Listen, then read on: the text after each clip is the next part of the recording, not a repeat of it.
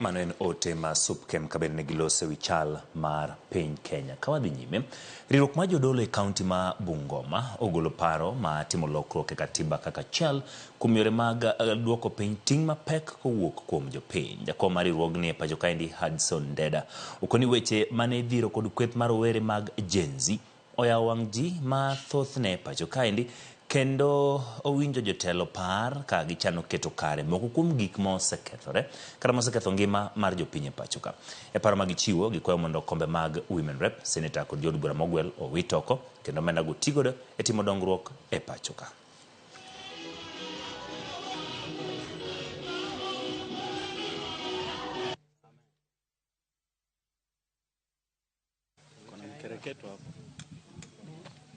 Labda ni wakati tuangalie katiba yetu, tuangalie tuone ya kwamba je, kuna uwezekano kuna ofisi zingine ambazo hazifai Kenya, kwa mfano kama zile ofisi za Women Rep.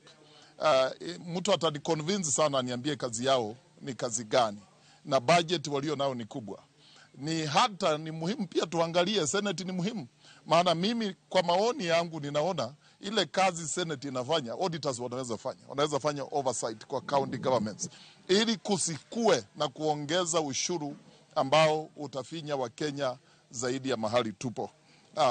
Na pia tuangalie nominated MPs, ni wengi sana, nominated MCS, na tuambiwe kazi zao ni nini. Maaskofu tunaomba vijana wetu kwamba is a high time na sasa tukae chini na tutengeneze taifa letu, tuweke mwelekeo katika taifa hili. Tunaomba kwamba rais anapochagua baraza lake la mawaziri apunguze hesabu yake na pia ahakikishe kwamba anachagua mawaziri ambao wako corruption free.